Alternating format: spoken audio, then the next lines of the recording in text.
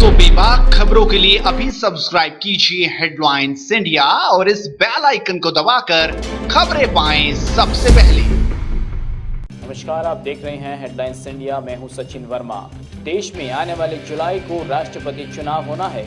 इसके लिए सभी राजनीतिक पार्टियां अपना दमखम लगाने में जुट गई हैं। सभी के सामने अब एक ही सवाल है कि आखिर देश का राष्ट्रपति कौन होगा।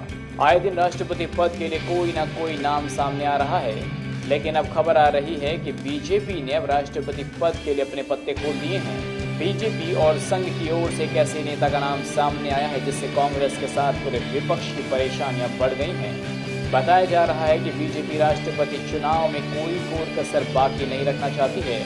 पार्टी देश के सर्वोच्च पद पर अपने ही किसी बड़े नेता को बिठाना चाहती है। वहीं दूसरी ओर विपक्ष अपने नेता को राष्ट्रपति की सीट पर बिठाने की कोशिशों में जुटा हुआ है।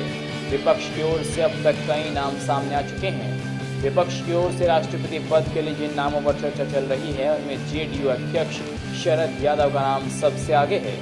वहीं एनसीपी अध्यक्ष शरद पवार का नाम भी विपक्ष की ओर से चल रहा है। हालांकि बाद में शरद पवार ने खुद अपना नाम रेस से वापस ले लिया है।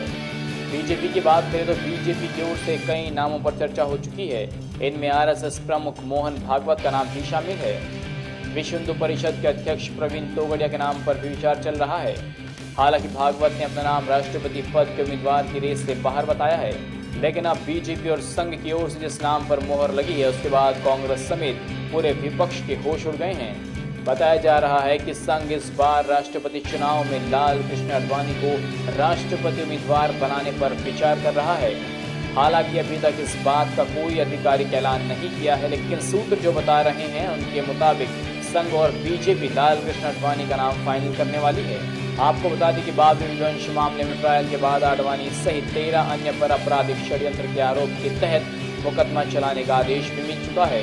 इसके बाद से ही कयास लगाए जा रहे थे कि लाल कृष्ण आडवाणी का नाम राष्ट्रपति पद की रेस से बाहर हो चुका है, लेकिन अब जो खबर आ रही है उसके मुताबिक ऐसा नहीं है, बल्कि पार्टी लाल कृष्ण आडवाणी को इस सर्वोच्च पद पर बैठाना चाहती है।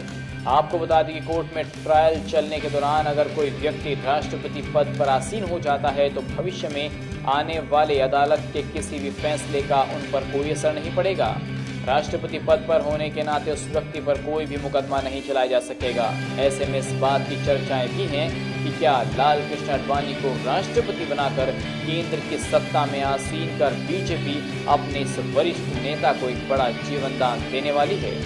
ऐसे में देखना होगा कि जब चुनाव आएंगे तो बीजेपी किस नाम पर मुहर लगाती है। फिलहाल इस खबर में बस इतना ही। खबर को लाइक कीजिए, कमेंट्स कीजिए और चैनल को सब्सक्राइब करना मत भूलिए।